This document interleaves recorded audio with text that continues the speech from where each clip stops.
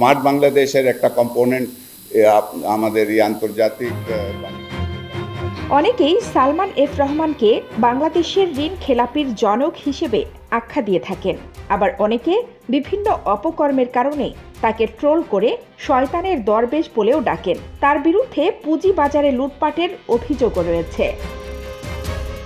সাবেক প্রধানমন্ত্রী শেখ হাসিনার অন্যতম বিশ্বস্ত উপদেষ্টা ছিলেন সালমান এফ রহমান, যিনি মন্ত্রী পদমর্যাদার দাপটের সঙ্গে চলাচল করতেন।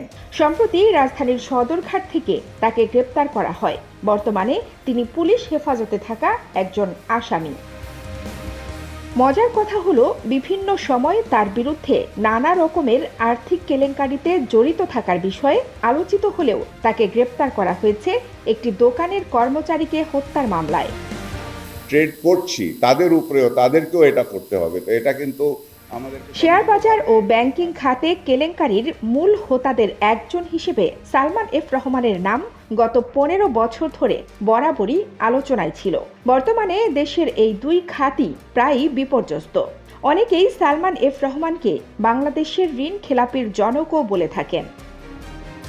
সালমান এফ রহমান দোহারের সংসদ সদস্য এবং বেক্সিমকো গ্রুপের ভাইস চেয়ারম্যান ছিলেন। তিনি আইএফআইসি ব্যাংকেরও চেয়ারম্যান। এছাড়াও অনেক ব্যবসায়ী সমিতির গুরুত্বপূর্ণ পদেও তিনি অধিষ্ঠিত ছিলেন।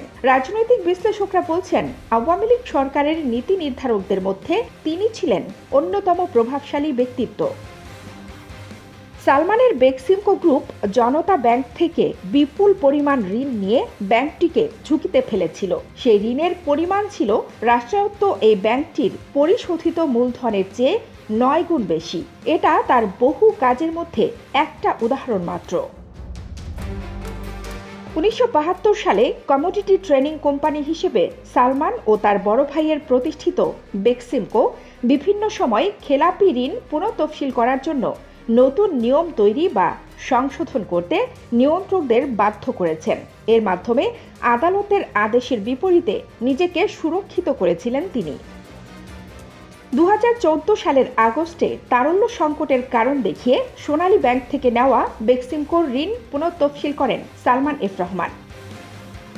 ওই সময় 7টি ব্যাংক থেকে 5,245 কোটি টাকা ঋণ নিয়ে কেন্দ্রীয় ব্যাংককে দেওয়া এক চিঠিতে বেক্সিমকো টিকে থাকতে জরুরি ভিত্তিতে ঋণ পুনঃতফসিলের আহ্বান জানিয়েছিল। 2015 সালে বাংলাদেশ ব্যাংক নতুন বড় ঋণ পুনঃতফসিল নীতিমালা জারি করে, যার আওতায় কেন্দ্রীয় ব্যাংক 500 কোটি টাকা বা তার বেশি ঋণ গ্রহীতাদের আবেদন গ্রহণ করে। এই অর্থের 1/3 পুনর্গঠন করে বেক্সিমকো।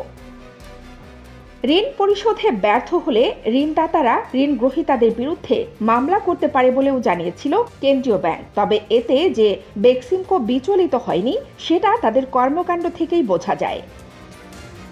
নীতিমালার আওতায় রাষ্ট্রায়ত্ত সোনালী ব্যাংক 12 বছর মেয়াদে 10% সুদে 2027 সাল পর্যন্ত বেক্সিমকোর 1070 কোটি টাকা ঋণ পুনঃতফসিল করে।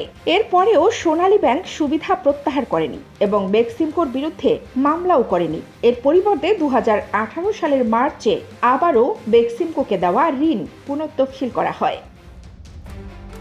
90-এর দশকে সংগৃহীত প্রায় 100 কোটি টাকা ঋণ পরিশোধে বিলম্ব করায় বাংলাদেশের ঋণপত্র বাজার ধ্বংস করার অভিযোগ এখনও রয়েছে সালমান এফ রহমানের বিরুদ্ধে।